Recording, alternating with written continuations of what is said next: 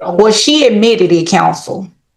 She admitted it. She said right here on the witness stand, and I have all of the transcript right here in front of me. She admitted that she never turned the child over. Sir, would you state your name for the record, please? Yes, my name is George. I'm Steve. Okay, and sir, you heard the judge. We have 15 minutes, so forgive me if I seem like I'm rushing you, okay? Yes, okay. We're here on enforcement. When is the last time you saw your daughter?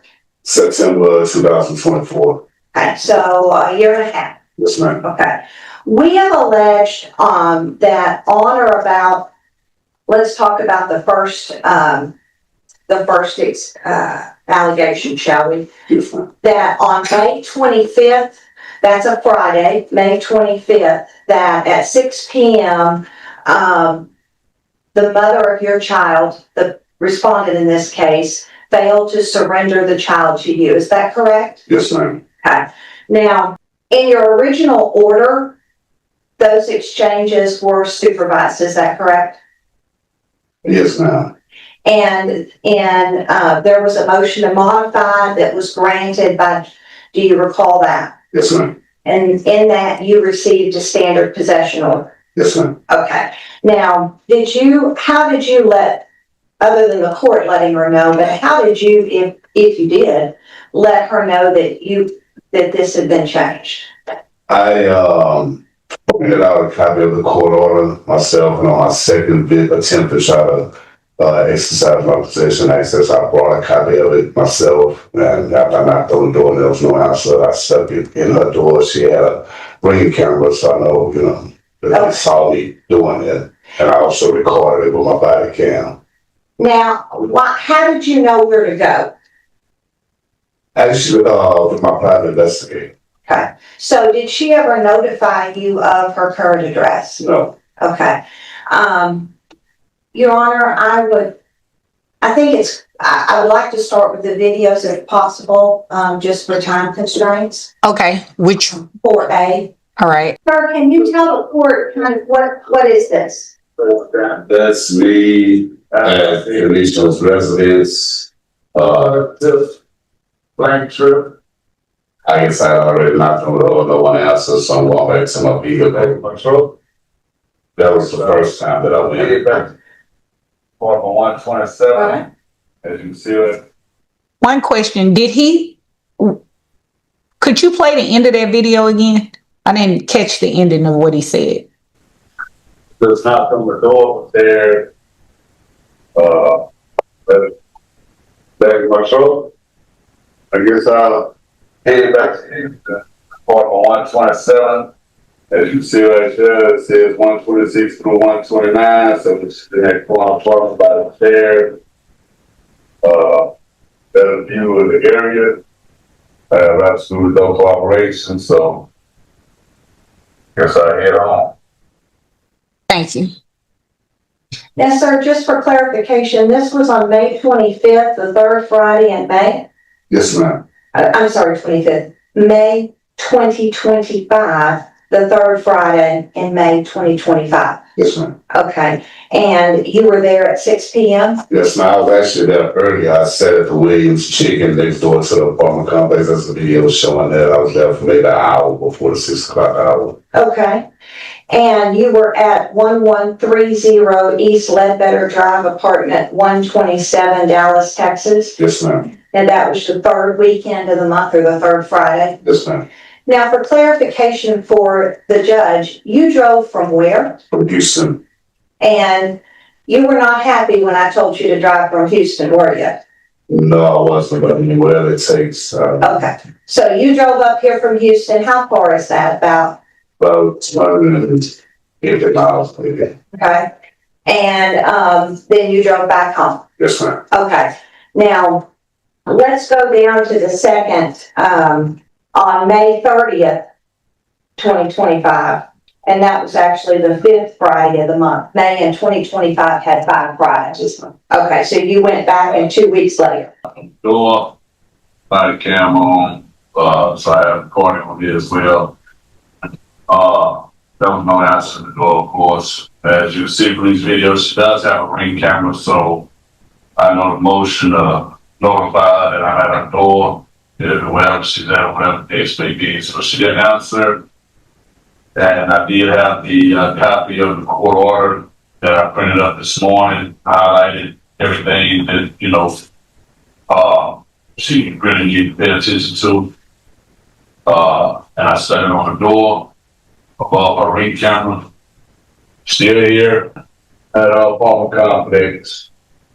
We're getting ready to head back to Houston for another drive trip. She just don't want to obey the court order. Open it up. Can you read Father's one, please? That first page. Yes, it's text this to Kamisha. It says, Saturday, June 7th, 11 a.m. Hey, Kamisha, don't want to disturb you. Just want to check on my daughter, make sure she's okay. Can you please accept the app close and let me know about her well-being?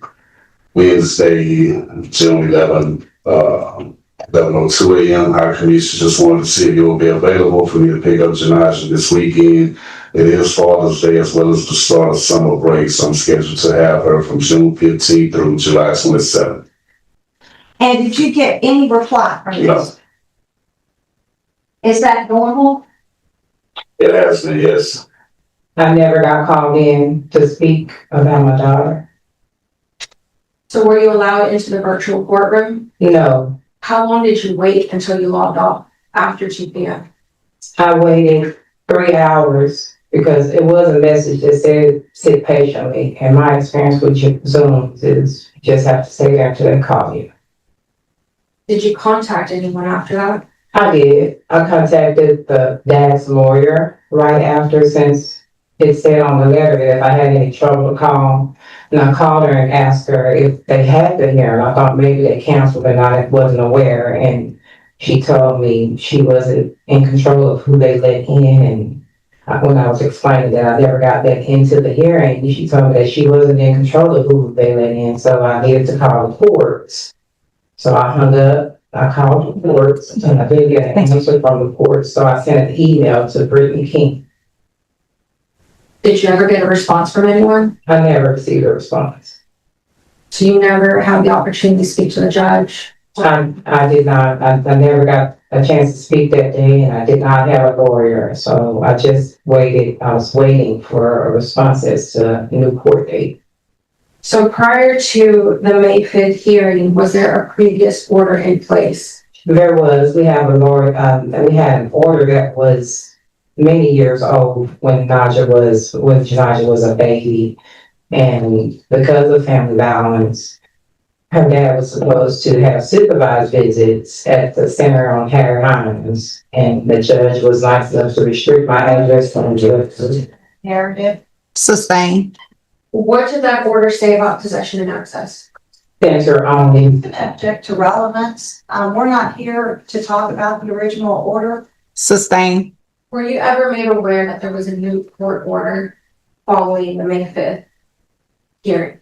I did get the paperwork that was left on the door with the highlights on the doormat. Did you speak to anyone about it? I tried to find a lawyer. I had tried to find a lawyer, tried to understand the paperwork, but I couldn't afford to hire a lawyer to explain everything to me. Did you understand what it said? I did not. I was confused as to what it was. Did you question whether it was a valid order? I did. I was even confused about the signature and the seal. State of Texas documents have a seal. I didn't see a seal. It did not compare it to my original order, and it didn't look like it was valid. No further questions, Anderson. All right. Counsel? Ma'am, after you weren't let in, did you come down here and get a copy of the order? I did not. Did you file anything? No. Even after you were put in jail for contempt, did you contact my client to begin visitation? Yes or no? No. Did you surrender the child on the dates listed, violation 1, 2, and 3? I don't remember the dates. I didn't surrender her any dates. So you admit that you committed violation 1, 2, and 3? I haven't violated anything. So did you turn the child over the third Friday in May of 2025? She has not been with her dad alone. No. Yes or no, ma'am? No. Did you turn over the child the fifth Friday in May, May 30th, 2025? No, Did you turn over the child for summer possession June 13th, the first Friday? no, And even after you were put in jail, did you contact anyone? yes, Did you contact my client? I don't know how to contact your client. So you didn't get the text messages. No, ma'am, Did you give him your new information? I do not know how to contact your client. You've been to his house, have you not, ma'am? Yes or no? Yes, ma'am. That's the witness, Charlotte. Okay, anything further? Yes. Why did you not turn over your daughter to Mr. White? It was against the court order that him and I signed. Is there any other reasons? Yes, family violence. Anything else? Yes, I've tried to stick to my court order, and it said visits only with supervision. So I was just following what the state of Texas had ruled with both of us present. Yes, please. At this time, what the court is going to do after hearing all of the testimony, the court is going to find that mother did violate the order based on her own admission of never tendering the child over to father. And specifically, according to the motion, the court is holding her in contempt for violation number 3, June 13th of 2025.